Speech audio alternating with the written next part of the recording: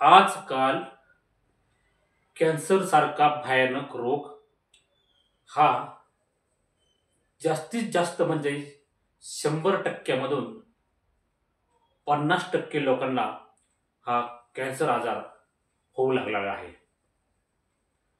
पुढील काही काळामध्ये रिसर्चर्स सांगतात की त्याच्याही पेक्षा प्रमाण हे वाढत जाणार आहे. याचे कारण तुम्हाला सांगतो की जे की फास्ट फूड जे बर्गर पिझ्झा जे तुम्ही लहान मुलांना आता ते खायला काय देतात पॉकेटमधलं ते कुरकुरे, लाईज वगैरे पॅकिंग ज्यूस, तर ते खाल्ल्यामुळं अनेक प्रकारचे भयानक हार्ट अटॅक, कॅन्सरसारखे भयानक आजार होतात. तर कॅन्सर होऊच नये यासाठी मी तुम्हाला थोडीशी गाईडलाईन देणार आहे. तर बघत राहा शेवटपर्यंत. राजवैद्य आयुर्वेद, मी राजवैद्य, खानदानी राजवैद्य. तर तुम्हाला ही माहिती अतिशय महत्त्वाची ठरणार आहे तुमच्या लाईफमध्ये. तुमच्या पूर्वजांपासून ही माहिती पुढे आलेली आहे. तुमच्या पुढील पिढीला तुम्ही हे सल्ला, हे गायडन्स देऊ शकता. जे तुम्ही पॅकिंग फूड खाता, त्या पॅकिंग फूडमध्ये जे कुरकुरे असतात त्याच्यामध्ये काय असतं त्याच्यावर मी सेपरेट व्हिडिओ बनवणार आहे. आणि ते त्याचं काय दुष्परिणाम आहेत त्याचं विश्लेषण त्या व्हिडिओमध्ये देणार आहे. तर हल्लीची मुलं लहान असताना खूप ते पॅकेट फूड खातात. त्याला आपल्याहीपेक्षा लवकर अनेक प्रकारचे डिसिजेस व्हायला सुरुवात होईल. याचं कारण आहे फास्ट फूड खाणे. जर कॅन्सरपासून वाचायचं असेल, त्या भयानक जीवघेण्या आजारापासून आपल्याला वाचायचं असेल, तर मी तुम्हाला काही उपाययोजना सांगतो, गाईडलाईन देतो.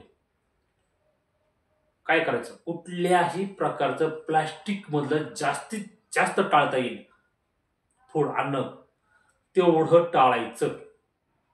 जास्तीत जास्त रिफाईंड तेल, तळलेले मळलेले पदार्थ खाण्याचं बाहेरचं टाळायचं. आणि जास्तीत जास्त ऑर्गॅनिक फळ आणि भाज्या यांच्यावर जास्त भर द्यायचा. त्याला कुठल्याही प्रकारची पेस्टिसाईड फवारणी केलेली नसेल, जास्त याच्यावर भर द्यायचा. आणि तेही अवेलेबल न झालं तर मिठाच्या पाण्याने धुवून ती फळे भाजीपाला आपण खाण्यासाठी वापरावा. आणि शक्यतो शेतकऱ्यांनी जास्तीत जास्त ऑर्गॅनिक फवारणी करावी. ही केमिकल फवारणीच्या पाठीमागं लागू नये, जेणेकरून पुढील पिढीच्या संकटाला सामोरे जाणार नाही. तुम्ही तुमचं उत्पन्न काढण्यासाठी हा खटाटोप करता, परंतु पुढील पिढी बर्बाद होईल आणि आयुष्य लोकांचं हे घटलेलं आहे आणि घटून बसेल. आपलं आयुष्य बघा, ज्यांचं आता 50 वय आहे त्यांचं आयुष्य कसं तरी गेलं. पण जी मुलं आता लहान 5 वर्ष 10 वर्ष असते, 5 रुपयाचे कुरकुरे घेऊन खातात, वेफर्स घेऊन खातात. आपण मग म्हणतो परत आमच्या मुलाला एवढ्याच 18 वर्षात 16 वर्षात अटॅक आला, कॅन्सर झालाय. याचं कारण ते आहे आपण जे फास्ट फूड खातो आणि केमिकल्स फर्टिलायझर मारलेल्या ज्या भाज्या खातो, केमिकल पेस्टिसाईड केलेल्या ज्या भाज्या खातो, फळे खातो, त्याच्यातून हा कॅन्सर रोग हा डोकेवर काढतोय.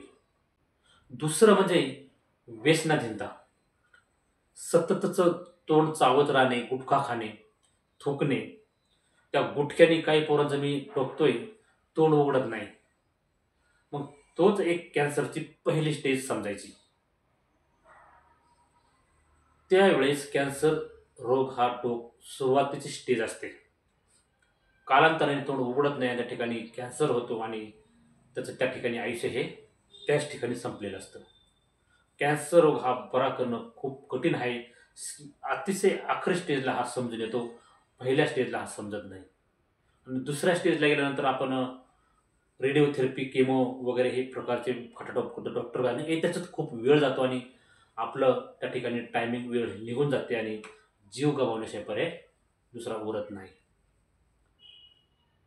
बरोबर. आणि तिसरं म्हणजे जीवनशैली. आपण थोडासा एक्झरसाईज, व्यायाम वगैरे केलाच पाहिजे, मेहनत केली पाहिजे, घाम काढला पाहिजे. हं? वनस्पतींचा उपयोग केला पाहिजे. ज्या जंगलातील वनस्पती आहेत तर त्याचा उपयोग केला पाहिजे.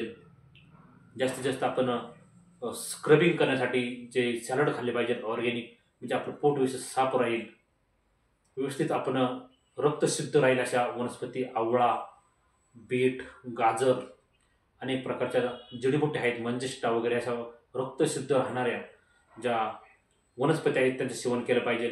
हिरव्या पालेभाज्या खाल्ल्या पाहिजेत. गव्हांकुराचा रस प्यायला पाहिजे, जेणेकरून आपल्याला भविष्यामध्ये कॅन्सरला तोंड द्यावे लागणार नाही. आणि तुम्हाला मी एक शेवटी एक उपाय सांगणार आहे.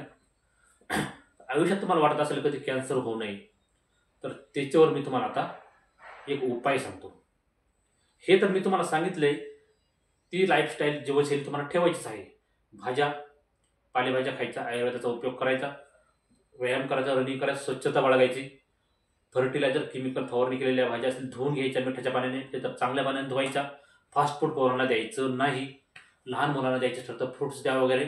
आणि बीट गाजर याचा ज्यूस देत जा, उसाचा रस पेत जा, बरोबर. मुलांना भिजवून बदाम खायला देत जा, जेणेकरून त्याच्यामध्ये जे घटक असतात त्याने कॅन्सर अँटी कॅन्सर गुण आहेत. तर तुम्हाला मी सांगतो आता, भविष्यामध्ये तुम्हाला वाटत असेल तर कॅन्सर कधीही होऊ नये, तर त्यासाठी ही एक महत्त्वाची गाईडलाईन. तर बघा काय करायचं. फक्त वर्षातून 15 दिवस हा उपाय करायचा आहे. वर्षातून एकदाच 15 दिवस गाजराचा रस म्हणजे ज्यूस, 1 ग्लास गाजराचा ज्यूस रोज सकाळी रिकाम्या पोटी प्यायचा. 15 दिवस प्यायचा. वर्षातून कोणत्याही वेळेस प्या, पण फक्त वर्षातून एकदा 15 दिवस हा गाजराचा 1 ग्लास रस प्यायचा आहे. फक्त तुम्हाला वर्षातून एकदा प्यायचा आहे, दरवर्षी प्यायचा आहे, कंटिन्यू दरवर्षी प्यायचा आहे. आयुष्यामध्ये कधीच तुम्हाला कॅन्सर होणार नाही. तुम्ही ह्या वर्षी गाजराचा 15 दिवस 1 ग्लास रस पिला तर वर्षभर तुम्हाला कॅन्सर फ्री. तिथून पुढे परत तुम्हाला 15 दिवस पुढल्या वर्षी प्यायचं आहे, परत वर्षभर कॅन्सर फ्री. असं तुम्हाला लाईफ टाईम कंटिन्यू ठेवायचं आहे. म्हणजे तुमच्या आयुष्यामध्ये तुम्हाला कधीच कॅन्सर होणार नाही. म्हणजे गाजरामध्ये अँटी कॅन्सर हे गुण आहेत आणि तो कॅन्सर अवरोध आहे, कॅन्सरला रोखतो.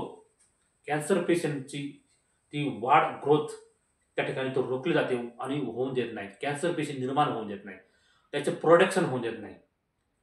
आणि रक्ताला शुद्ध ठेवतं आणि आपला त्वचेवर ग्लो येतो आणि आपली जी त्वचा आहे तिचा रंग उजळतो, हिमोग्लोबिन वाढतं. आपल्या पांढऱ्या आणि तांबड्या पेशी ह्या पूर्णतः व्यवस्थितरित्या काम करतात आणि माणूस हा निरोगी राहतो, कॅन्सरपासून नेहमी दूरच राहतो. गाजराचा रस 15 दिवस वर्षातून एकदा प्यावर. आणि सगळं आपल्या घरातल्या सगळ्या मेंबर्स, मुलांना सर्वांना हे सांगायचं आहे, असं करायचं आहे. आणि बाकीच्या मी सांगितलेल्या गोष्टींपासून थोडंच दूर राहायचं आहे. तर कशी वाटली आमची माहिती? तर अशाच नवनवीन आरोग्यविषयक, हेल्थविषयक आणि जडीबुटींच्या माहितीसाठी बघत राहा आमचा राजवैद्य आयुर्वेद यूट्यूब चॅनल आणि आमच्या खानदानी राजवैद्यांची एक जटिल आरोग्याविषयी माहिती. भेटूया पुढच्या व्हिडिओमध्ये मित्रांनो. धन्यवाद.